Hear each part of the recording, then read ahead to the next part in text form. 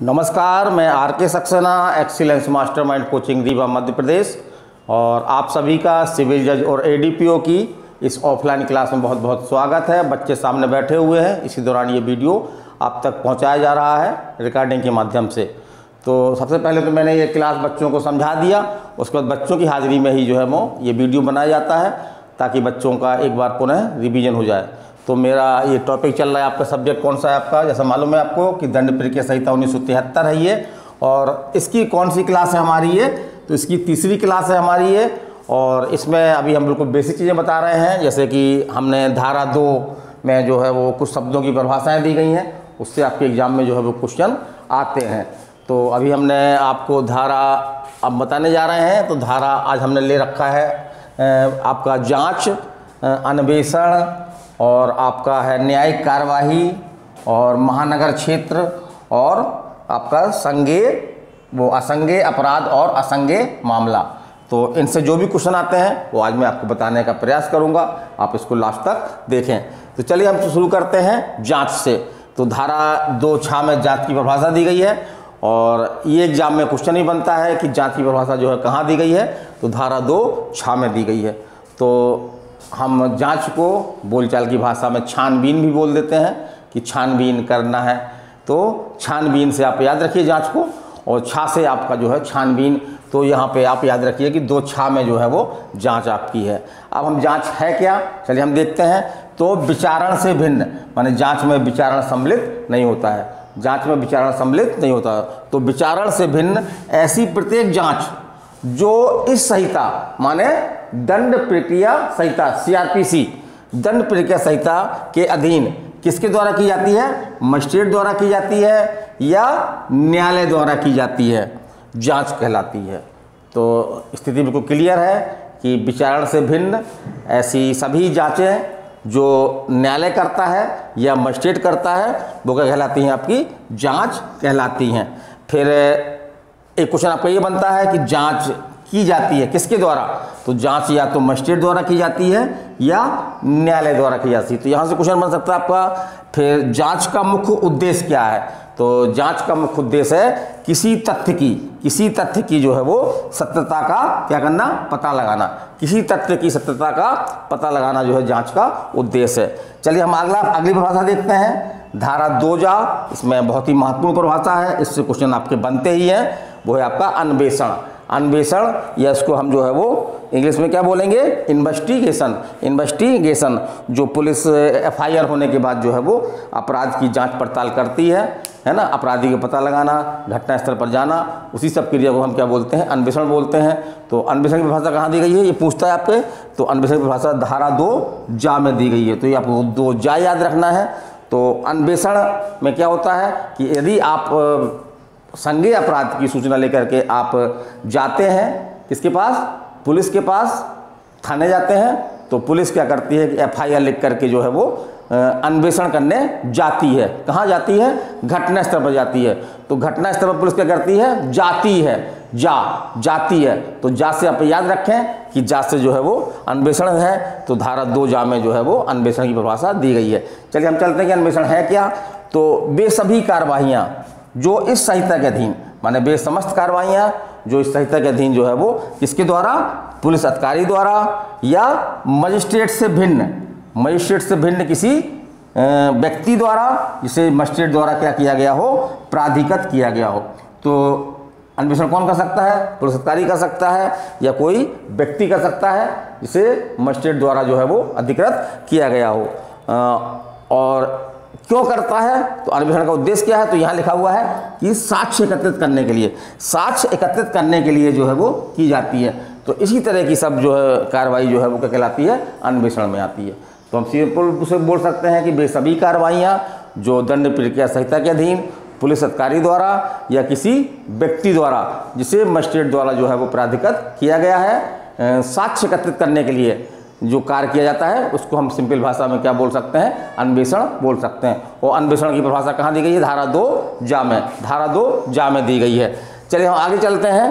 तो क्या मजिस्ट्रेट अन्वेषण कर सकता है या अन्वेषण कौन नहीं कर सकता, तो आपको ये जानकारी होनी चाहिए कि मजिस्ट्रेट जो है वो अन्वेषण नहीं करता है, मजिस्ट्रेट अन्वेषण जो है वो नहीं करता है। एक क्वेश्चन आपका एग्जाम में ये भी काफ़ी मात्रा में आया है, ये कई बार एग्जाम में आया है कि अन्वेषण का उद्देश्य क्या है, अन्वेषण या इन्वेस्टिगेशन का जो है वो उद्देश्य क्या है। तो इसका उद्देश्य क्या है आपका, साक्ष्य एकत्रित करना। अपराध से संबंधित जो जानकारियां हैं, जो बातें हैं, जो महत्वपूर्ण तथ्य हैं, उनको हम साक्ष्य बोलते हैं, और ऐसे साक्ष्य को एकत्रित करना जो है वो क्या है, अन्वेषण का उद्देश्य है। चलिए अब देखते हैं कि अन्वेषण कौन कर सकता है। तो एक तो सिंपल बात है जो हमको जानकारी में है कि अन्वेषण जो है वो पुलिस अधिकारी कर सकता है, यदि उसको FIR मिलती है। FIR के बाद जो है पुलिस अधिकारी अन्वेषण कर सकता है। अब एक प्रश्न बनता है ये कि क्या मजिस्ट्रेट अन्वेषण कर सकता है, तो इसने पहले बताया कि मजिस्ट्रेट अन्वेषण नहीं करता है। लेकिन क्या कोई प्राइवेट व्यक्ति या हम या जो आप लोग बैठे हुए हैं, क्या आप लोग अन्वेषण कर सकते हैं, तो इसका उत्तर है हाँ, कर सकते हैं। बशर्ते शर्त क्या है कि मजिस्ट्रेट द्वारा जो है वो हम लोगों को अन्वेषण करने के लिए क्या किया गया हो, प्राधिकृत किया गया, अथराइज किया गया हो। तो ऐसा क्वेश्चन बन सकता है आपका कि अन्वेषण कौन कर सकता है, क्या कोई प्राइवेट व्यक्ति अन्वेषण कर सकता है, नहीं, हाँ, बशर्ते मजिस्ट्रेट द्वारा उसको जो है वो प्राधिकृत किया गया हो। तो ये हम ध्यान रखें, इससे क्वेश्चन बनता है आपका। और अगला हम देखते हैं कि क्या 190 धारा 190 जो हमारी CRPC की है, ये अपराधों के संज्ञान से संबंधित है। तो क्या 190 के अंतर्गत मजिस्ट्रेट जो है वो अन्वेषण की कार्यवाही में जो है हस्तक्षेप कर सकता है, हस्तक्षेप कर सकता है, तो इसका आंसर है नहीं। ऐसा हमारे माननीय न्यायालयों ने कई मामलों में जो है वो ये बात स्पष्ट की है। चलिए अगली परिभाषा हम देखते हैं। तो अगली परिभाषा कौन सी है आपकी, धारा 2 में है। क्या है आपकी ये, न्यायिक कार्रवाई, न्यायिक कार्रवाई।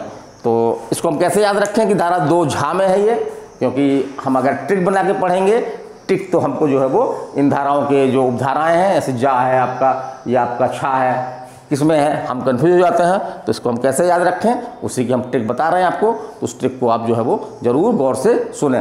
तो ट्रिक क्या है इसकी, जैसे न्यायिक कार्रवाई है ना, न्यायिक कार्रवाई बहुत झंझटपूर्ण कार्रवाई होती है, बहुत पेचीदगी होती है ना, बहुत विलम्ब होता है इनमें। तो हम बोलते हैं ना कि न्यायिक कार्रवाई भैया बहुत झंझटपूर्ण होती है। क्या होती है, झंझटपूर्ण होती है। तो झंझट शब्द आ रहा है, उसका हम झा निकाल करके यहाँ पे फिट कर दें, तो धारा 2 में जो है वो न्यायिक कार्यवाही को परिभाषित किया गया है। न्यायिक कार्रवाई क्या है ये कहाँ बताया गया है, धारा 2 में। और न्यायिक कार्रवाई में काफ़ी झंझट होती है, तो झंझट से हम जो है वो इस झा को याद कर सकते हैं। चलिए हम देखते हैं कि ऐसी समस्त कार्रवाई न्यायिक कार्रवाई है। न्यायिक कार्रवाई क्या है, ऐसी समस्त कार्रवाई, ऐसी समस्त कार्रवाई जो है वो न्यायिक कार्रवाई है जिनमें जो है वो शपथ पर, एफिडेविट पर, जिनमें शपथ पर जो है वो क्या लिया जाता है, साक्ष्य लिया जाता है, या साक्ष्य नहीं लिया गया है लेकिन लिया जा सकता है। तो ये कार्रवाइयाँ जो है वो न्यायिक कार्रवाइयाँ कहलाएंगी।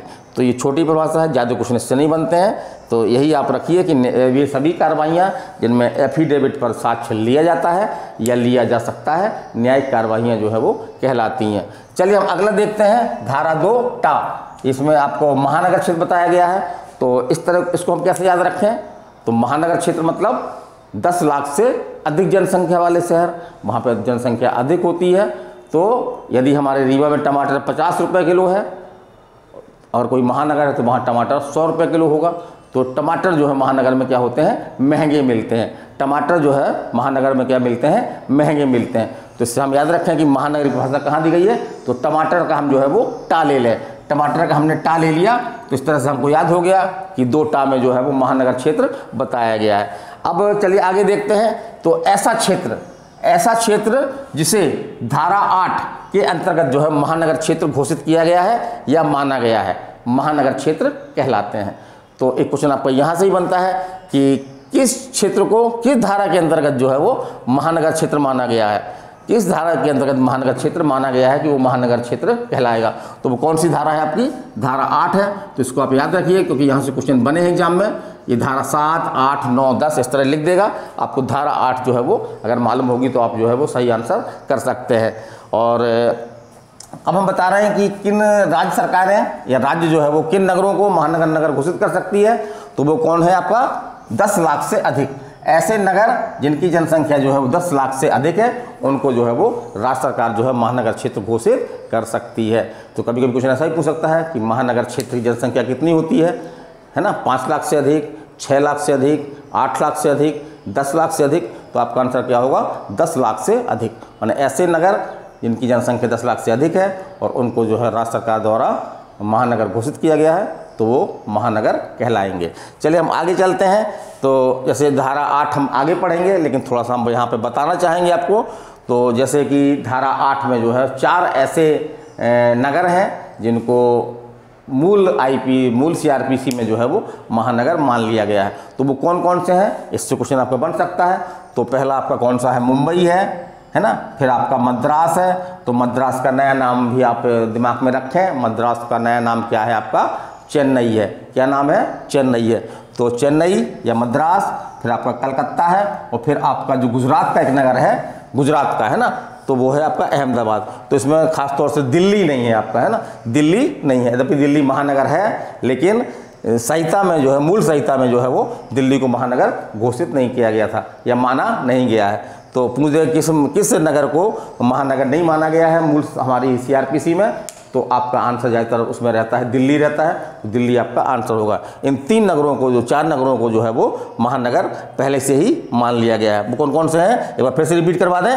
मुंबई है, मद्रास है, कलकत्ता है और अहमदाबाद है। चलिए हम अगली धारा चलते हैं। तो दो ठा इसमें आपकी जो है असंज्ञेय अपराध और असंज्ञेय मामला, इन 2 शब्दों को परिभाषित किया गया है। तो एक तो क्वेश्चन आपका यही बनता है, समय बनता था कि असंज्ञेय अपराध या असंज्ञेय मामला को जो है वो किस धारा में परिभाषित किया गया है, तो धारा 2 ठा में परिभाषित किया गया। तो चलिए इसकी कोडिंग बनाते हैं। जैसे कि हम पहले ही बताया आपको कि संज्ञेय मामले में तो पुलिस कार्रवाई करती है, अन्वेषण करती है, पुलिस रिपोर्ट पेश करती है, लेकिन यदि उसके सामने नज़र के सामने या कोई शिकायत उसके पास असंज्ञेय मामले की आती है, तो उसमें कार्रवाई करने में वो अपनी असमर्थता व्यक्त कर देती है। और वो क्या बोलती है, जो आप शिकायत करने आया है ना, जो कार्रवाई करवाने आया है, उसे बोलती है कि भाई हमारे बस में नहीं है, आप कहाँ जाइए, आप उचित मजिस्ट्रेट के पास जाइए और वहाँ पर जो है वो अपना परिवाद दाखिल कीजिए। तो एक प्रकार से पुलिस क्या करती है, हमको क्या दिखा देती है, अगर कोई असंज्ञेय मामला लेके जाए तो हमको क्या दिखा देती है, हमको ठेंगा दिखा देती है, हमको ठेंगा दिखा देती है। तो ठा से ठेंगा, ठा से ठा। तो इस तरह याद रखिए कि असंज्ञेय मामलों में अगर हम कोतवाली जाएंगे तो पुलिस हमको क्या दिखा देगी, ठेंगा दिखा देगी। तो उससे आप याद रखिए कि 2 ठा में आपका जो है वो असंज्ञेय अपराध और असंज्ञेय मामला है। अब चलिए, जैसे हमने संज्ञेय पढ़ा था, तो संज्ञेय अपराध के जस्ट अपोजिट जो है वो असंज्ञेय अपराध है। तो जैसे कि संज्ञेय अपराध हमने पढ़ा था कि संज्ञेय अपराध में जो है पुलिस बिना वारंट के गिरफ्तार कर सकती है, लेकिन असंज्ञेय अपराध में चलिए हम देखते हैं कि ऐसे अपराध जिसमें पुलिस वारंट के बिना गिरफ्तार नहीं कर सकती, तो ऐसे अपराध को हम क्या बोलते हैं, असंज्ञेय अपराध बोलते हैं। और इससे संबंधित जो मामले होते हैं वो मामले कौन से होते हैं, असंज्ञेय मामले कहलाते हैं, वो असंज्ञेय मामले कहलाते हैं। और चलिए हमने दोनों पढ़ लिया, हमने संज्ञेय पिछली क्लास में पढ़ा था और असंज्ञेय हमने इस क्लास में पढ़ा। अब दोनों में अंतर क्या है, तो ये मेंस एग्जाम में आपके क्वेश्चन के रूप में, छोटे क्वेश्चन के रूप में आपका ये आ चुका है एग्जाम में। तो संज्ञेय और असंज्ञेय अपराध में क्या अंतर है, चलिए हम देखते हैं कि संज्ञेय और असंज्ञेय अपराध में क्या अंतर है। तो बहुत बेसिक अंतर है, हमको कोई रटने की ज़रूरत नहीं है। अगर हमने दोनों अपराधों को समझा है ना, तो हम अंतर निकाल सकते हैं। तो पहली बात तो इनका आधार क्या है, किस कोई अपराध संज्ञेय माना जाए या असंज्ञेय माना जाए, इसका मुख्य आधार क्या है, अपराध की गंभीरता, अपराध की गंभीर प्रकृति।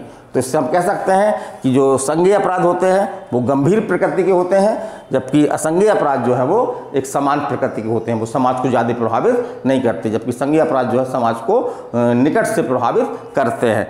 दूसरा अंतर देखते हैं, दूसरा अंतर बेसिक है आपका कि संज्ञेय अपराध में जो है वो बिना वारंट के पुलिस गिरफ्तार कर सकती है, माने बिना वारंट की गिरफ्तारी हो सकती है, लेकिन असंज्ञेय अपराध में जो है वो बिना वारंट की गिरफ्तारी नहीं हो सकती। अगर गिरफ्तारी करना है पुलिस को तो पुलिस क्या करेगी, मजिस्ट्रेट के पास जाएगी और गिरफ्तारी वारंट जो है वो लेकर के आएगी, तभी उसको गिरफ्तार कर सकती है। चलिए हम तीसरा देखते हैं। तो संज्ञेय मामले में जो है FIR होती है, जबकि असंज्ञेय मामले में जो FIR नहीं होती, बल्कि क्या होता है, मजिस्ट्रेट को जो है वो परिवाद होता है, धारा 200 में, है ना, धारा 200 में जो है मजिस्ट्रेट को हम परिवाद पेश कर सकते हैं। तो संज्ञेय और असंज्ञेय अपराध में मूलभूत यही अंतर है। और चलिए हमारी आज क्लास ख़त्म होती है, कल हम इसी को भी पढ़ाएंगे, जबकि अब आपकी दीपावली आने वाली है, और सब बच्चे उत्साहित भी हैं। एक माहौल भी जो है वो एक अलग माहौल बन जाता है, खुशी का माहौल बन जाता है। लेकिन अभी हम छुट्टी नहीं दे रहे हैं, तो अभी हमारी कम से कम 3 से 4 दिन क्लास हमारी लगेंगी। तो आप अगर आना चाहते हैं तो आप इसमें आते रहें। बच्चों से भी हमने अपील यही की है कि वो निरंतर बने रहें, क्योंकि मैं पढ़ाऊँगा। अगर कोचिंग बंद नहीं होती है तो मैं पढ़ाता रहूँगा। और कुछ दिन की हम छुट्टी देंगे, उस दिन हम थोड़ा सा विराम लेंगे, हम भी मौज मस्ती करेंगे और आप लोग भी मौज मस्ती करें। तो चलिए अगली क्लास में आपसे फिर मिलेंगे। नमस्कार, धन्यवाद।